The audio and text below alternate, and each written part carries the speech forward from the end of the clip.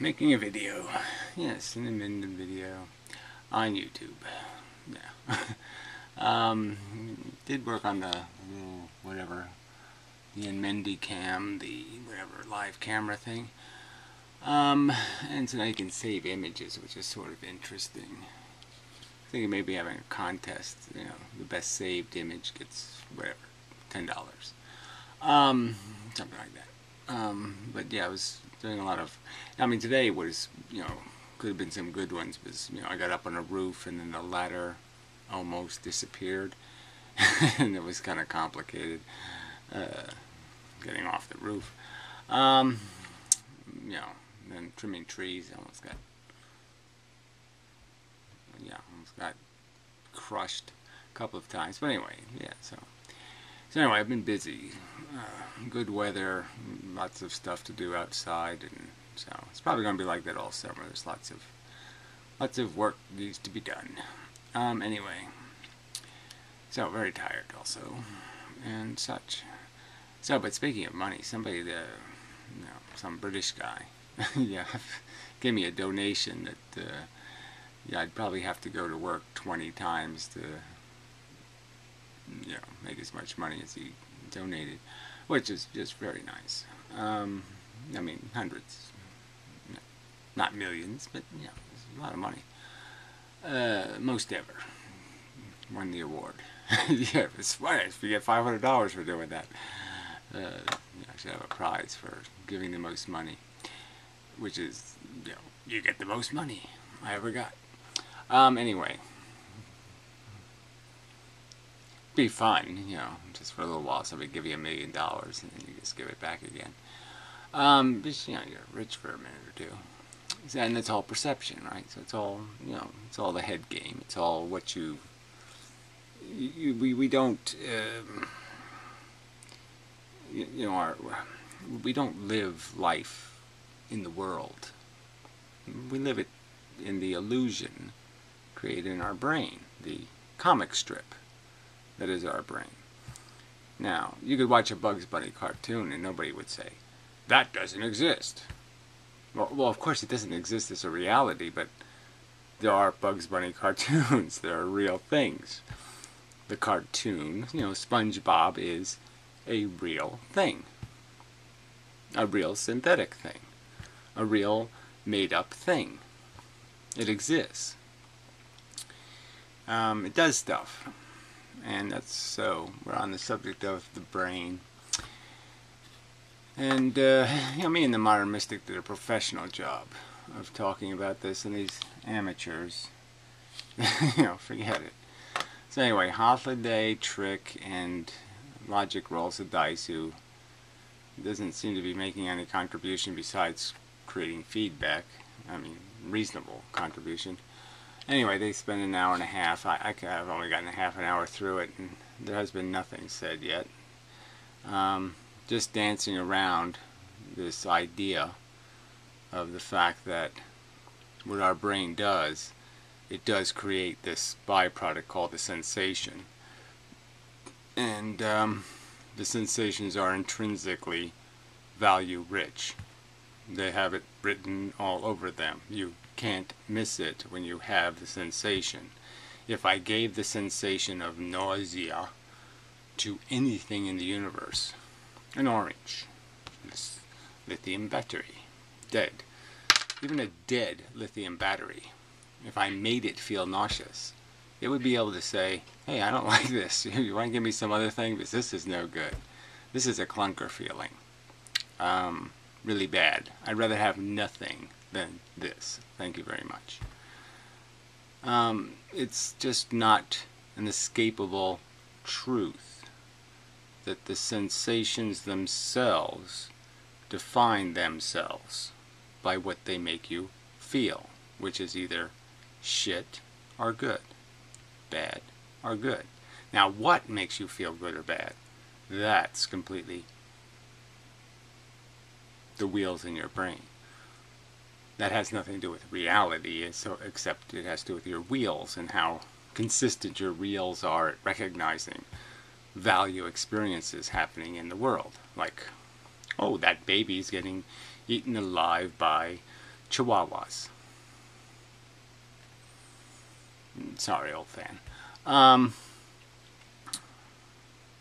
And you recognize, oh, there is suffering happening. There is trauma and nausea and unpleasant sensations are being experienced. Bad. This is, I mean, to have to explain how sensations are intrinsically value-laden seems ludicrous. Sorry, this is a ludicrous thing to have to do to other conscious beings who have experienced sensations. It's ludicrous. Because I know for certain if I set up some bad feeling bucket to impose on you, you'll say, I don't want that bad feeling bucket. You'll think there's nothing in that bucket I want, so yeah, keep your bad feeling bucket because I don't need any bad feelings. You'd be perfectly capable of saying that. And you might even bribe me not to impose the bad feeling bucket. Because you know, that's going to be bad. Duh. Like a nail in your eye. Anyway. Alright, so I'll do a little perspectiving on how to try to understand what's happening inside your brain. So you can think of thoughts and feelings. You say, gee, thoughts, I have thoughts, and I have feelings. Now I can have a thought and it doesn't really feel like anything. Like the number 7 sort of feels like something, but the number 8, I don't really have a feeling about that one. 7, I have a feeling. 8, I don't really have a feeling. 42, I don't know, I really got a feeling for that one. 100, ooh, I got a feeling. A little goosebumpy. Yeah. 100, ooh, goosebumpy. Yeah, see, so I get a feeling with that thought. Some thoughts have feelings, some thoughts don't. So now you start to think, well, what are these things?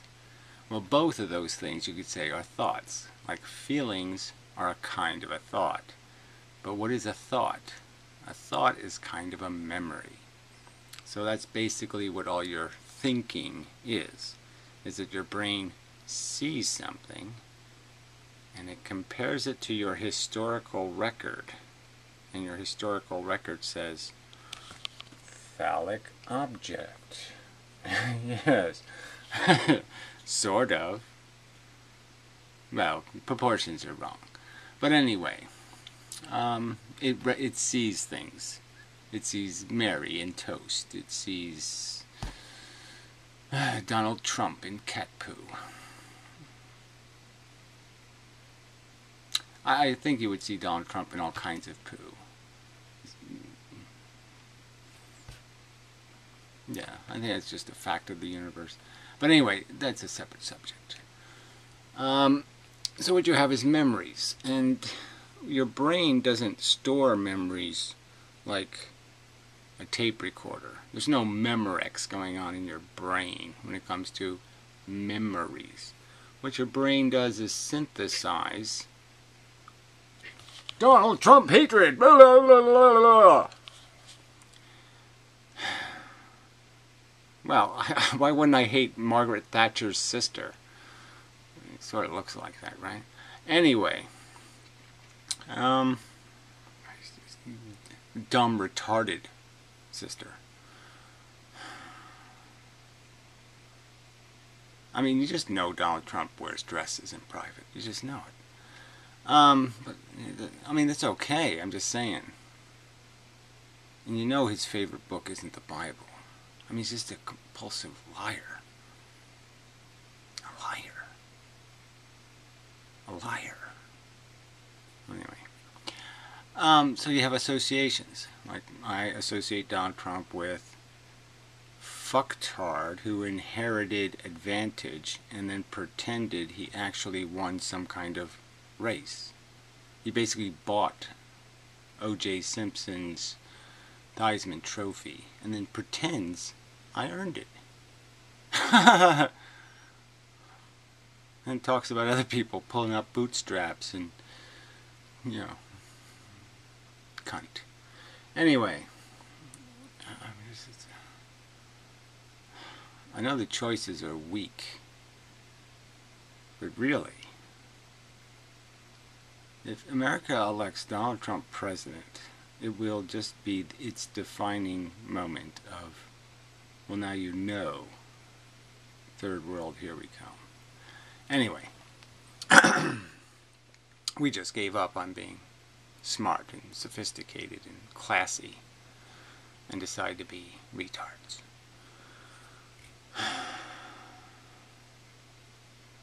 Just vote no. Yeah, just give me new candidates. Just write that on your ballot. These candidates are not sufficient. Try again. Okay.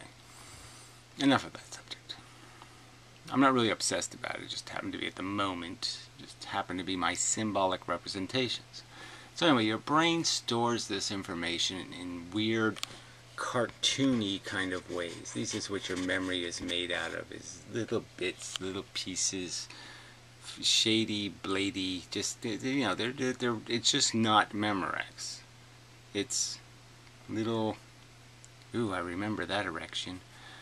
Yeah, I remember, yeah, it's just little bits of memory.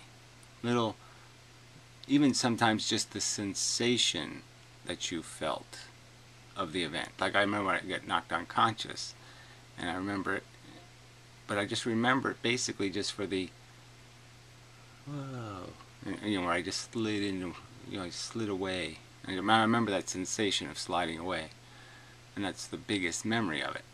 Well, anyway, so it just takes little pieces, and it puts them together in a kind of a cartoon fashion. It makes a synthetic representation. And that's what we do. We recognize things in the world and associate them with memory bits that are similar. Liquid, plastic, this has dangly thing. This has lots of, you know, anal thing. This has lots of symbolic representations that can be associated with other things, and some things that are nothing like this thing at all, but just happen to have, it could be shoved in an anus. It fits in that category. It's one of its properties. And so it's in that category, and so everything in that category all of a sudden becomes game to be something relevant to this thing. So that's what our brain does. So what I'm saying is thinking is just word association, idea association, concept association, sounds like association. It's just conceptual association. There's two words, put those together.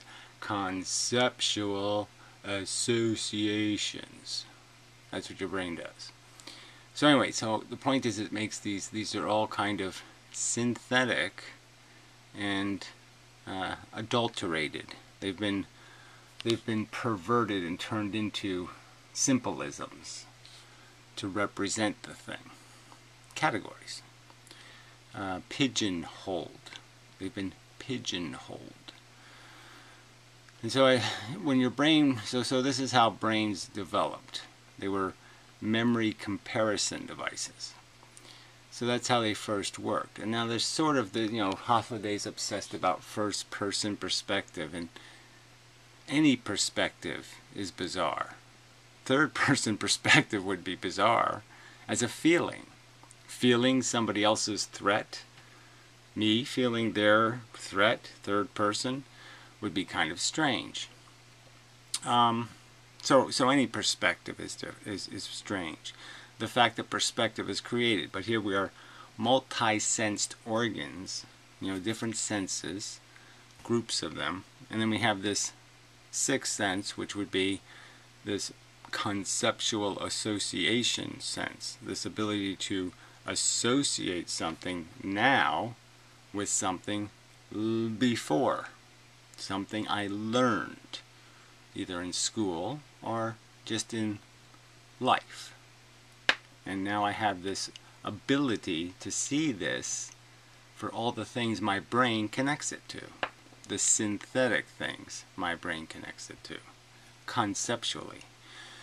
Alright, so just understand that's the brain, and there's a certain, you could say that elevates the brain to a certain level of consciousness, in that it's doing this conceptual re-experiencing.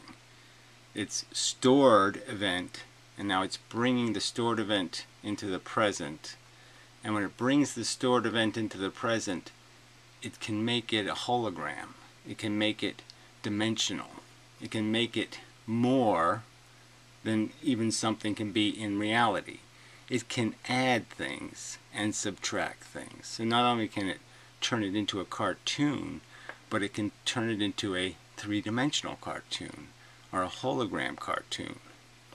And one of the things your brain can do, quite obviously, as we have learned, is it can create this sense of value, this sense of good and bad, this ability to perceive it, to feel it.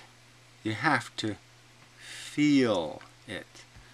It comes in the form of feelings that are good, feelings that are bad. That is, feelings that elevate your condition, relieve you of tension, worry, misery, strife, and ones that impose those things. And so that's what your brain can do. I've often used the example of vertigo, because it's really an interesting thing. I mean, I never had a problem with heights, and then all of a sudden, a few years ago, I started getting vertigo. And it was just so strange to see my brain do this, because even a postcard of like the Grand Canyon, would start making me woozy. It was to be like, it's a fucking picture. How can my brain, do this to me? How can it disable me, force me to hold on to my desk because I'm looking at a photograph? It's incredible. But see, that's what it does. It synthesizes these sensations, and it can put them anywhere it wants to. It can associate them with any category. The category of heights, or the category of dogs, or the category of spiders. It can do it to anything and create a phobia or a mechanical chain reaction of hormonal unpleasant consequence, because you'll end up with unpleasant sensations. It'll trigger a disruption in the peace of the system, the quiet of the system. So anyway, but it's all perceptual. It's all synthetically made, but like a cartoon, it really happens. They're really on film. They're on video. They're on DVDs. They're real things that are happening. So just like a car isn't just the sum of its parts, it's the fact that the parts create a phenomenon. And some of our brain parts are that it creates this phenomenon of category associations, which end up being adulterated by elements of refinements and enhancements, maybe is the right word. And one of these enhancements is sensation. Good feeling, bad feeling. And it's essential to learning. Once it's established as trick, it can create this trick of adding, just like I could three-dimensionalize Homer Simpson, Pixar or something, it can add this dimension to our perception of giving us this sense of value. Alright, so establishing that it is, I just want to say, when I use the word synthetic, synthetic things aren't all nothing. They are real things. They're a remanufacture in some new form that may be more complicated, more sophisticated, more something. And the more something, quite obviously, of what our brain manufactures in terms of memories, the moreness is in that value latent, the value stench it applies to these sensations. So this is what consciousness does, and now consciousness uses this mechanism to enhance the capacity to create logically relevant categories. So now you have categories of things that make me feel good and things that make me feel bad. So now we have categories that can be based on these feelings and what are likely to produce them. So now we can even have a category of what's probably going to cause bad feelings. What's probably, and so then we can understand danger and risk.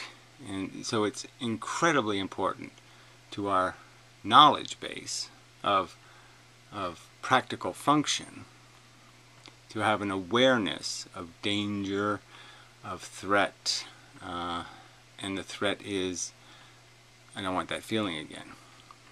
And there's usually clear reasons. I mean, there's reasons for vertigo, right? They're not entirely sensible, in the sense that what good does it do you to panic on a roof, or panic when you're getting into a situation. But the truth is the panic, the bad feelings, essentially prevent you from doing it again. So you get seasick a couple of times and then you'll stop going on boats. That's what it works. It's not that it makes sense at the time it's happening. It makes sense in the sense that it's going to teach you that you don't need to go on boats. And clearly there's a reason to be risk averse about being in situations where you're walking on the edge of a cliff or up in a tree moving in the wind or something. The fact that we came from animals that lived in trees does make vertigo a little bit weird, but that was millions of years ago. So it is a different animal now. And now height isn't really very useful to a human organism. So there would be reason to make height an unpleasant experience. And to teach the organism, don't do that, or I'll punish you with pain. Alright, and that's all the body's doing. So the brain understands in the sense that it has connection to, a pragmatic connection to the body and the skin, the eyeballs, and it protects them from damage. And most of your sensations are related to you doing something like eating too many tacos and then paying for it, okay, with unpleasant sensation, which is basically saying, don't eat too many tacos. Yeah. So this really doesn't have anything to do, this understanding of the mechanics of consciousness, its origins and evolution. See, he made some statements that, no, evolution would always side on something being sentient and blah, blah, blah, blah. And it really isn't about that. It's about something being intelligent. And your first-person perspective is what you're obsessed about, has something having a first-person perspective. Well, quite obviously, ants might have a first-person, or bees, they might have a first-person perspective in terms of they feel, but clearly all their feelings are third-person focused. They are completely self-sacrificing. Their first-person perspective has nothing to do with their survival. So how they feel is dependent on how well they conform to their role that they play in the colony. So if they're to die in the next 10 minutes, they'll die, and do so semi-comfortably. I mean, obviously they're not going to enjoy the experience of dying, but their complete mechanical hormonal system has them oriented to be completely sacrificial, in a selfish way, in a first-person way. And obviously that would be a very strong evolutionary paradigm, and that's why it certainly has survived in the most numerous organisms on Earth. Alright, yeah.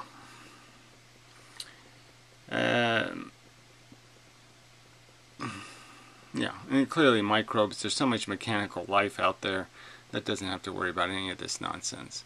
Consciousness is not a necessary tool at all for most of the living things on Earth. Our own cells are not conscious. I mean, they're a colony of cells. We're really not a living thing. We're made of living things.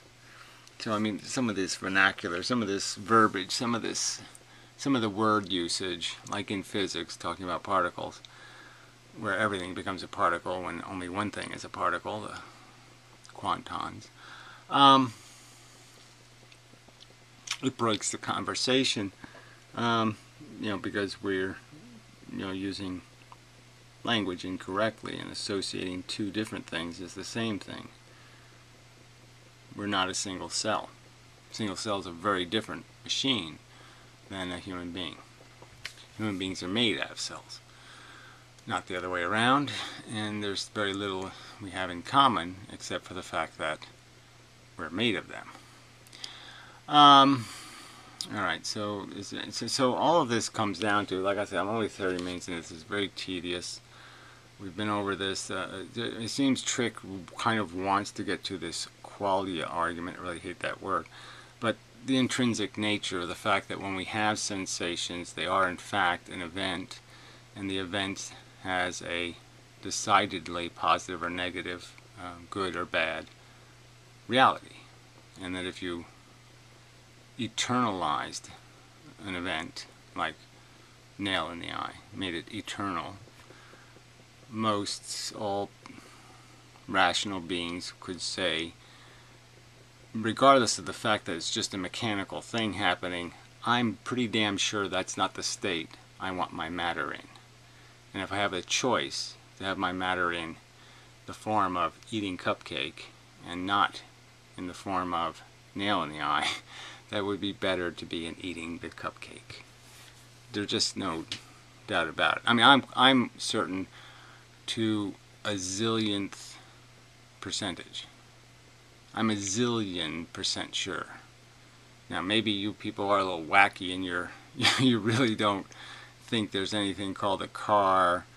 It's just parts. I don't know. Maybe you think that. That doesn't make, like, that you don't have to put all the parts together just right to make car. Car's not just a nothing. It's a something different than if I put a steering wheel over there and an engine over there and some tires over there. It's really not car. It's not doing anything car-like. And brain is not just electricity and neurons. It's a very specific arrangement of them, and clearly in this arrangement they're synthesizing experience, perception, and the perception has been colored, textured, dimensionalized with value by having sensate experience that are decided, intractable, no other way to interpret. You get a cramp in your... I get cramps in my calves a lot, and my toes. Oh, you wake up with one of those. You know it's decidedly not a good thing. Okay, so this went on a little long, but I think it's a freaking headshot. Okay, this is not a complex subject. Our brain obviously did evolve. Our brain does synthesize this experience, and anything conscious, to deny it, that it doesn't see the cavern of value difference, the cavern of value difference between it experiencing the sensations of cupcake eating and it experiencing the sensations of nail in its eye, that there's a cavern of value difference. And any sensate organism that's denying that, in my opinion, is so fucking full of shit that I should be able to find Donald Trump somewhere in their form. Because, Donald Trump, shit, go together. Shit for brain, shit for face, shit for everything. He's just shit. Shit. For fuck's sake. He's shit. God damn, you people are so fucking insane.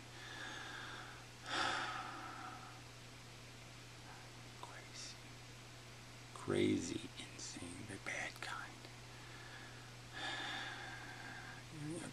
go fucking lick Sarah Palin's snatch. You're basically electing somebody dumber than Sarah Palin, right? Because he thinks she's smart. He thinks she's smart. He thinks she would have made a good president. He thinks, yeah.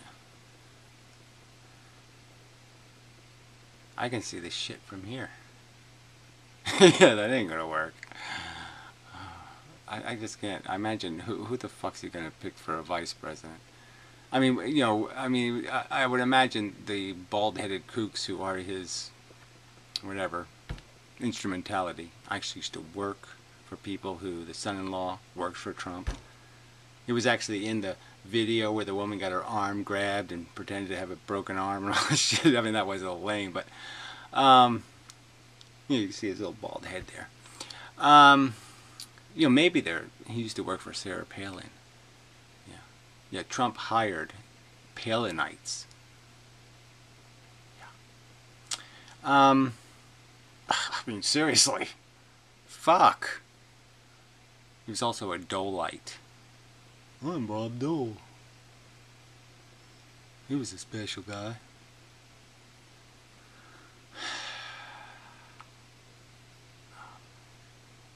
Shutter. Shutter. Sorry, I had a shutter alert. Something the brain does. Just shudders. No.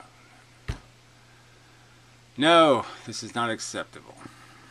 So where was I?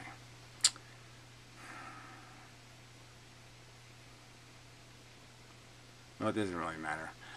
Summing up, Donald Trump is shit. Yeah, okay. There, that part I can do. My brain can do that.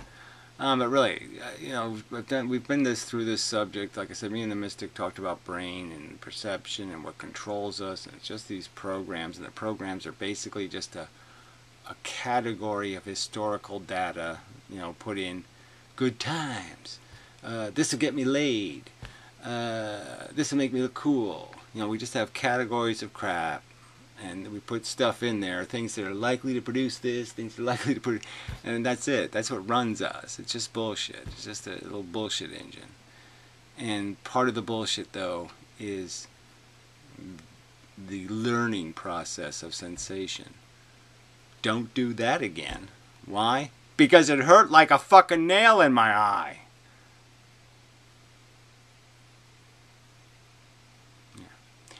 So anyway, yeah, enough of a video. So, till next time, so forth and whatnot. I'll try, you know, I'd like to make more videos. Like I said, just it's good weather, you know, I've been taking advantage of it, so I have just no time. And I've been doing other stuff, programming this and that, and working on the webcam-y stuff, which is really quite interesting. I mean, I can actually, you know, well, anyway, it's, you know, you can take pictures, like stuff happening, like, you know, the cat was, you know, sitting on the step looking picturesque, and I can just press the button on my computer, take a picture. It's kind of neat. Anyway, so that's pretty cool. So till the next time, and such, so forth and whatnot. That would be it.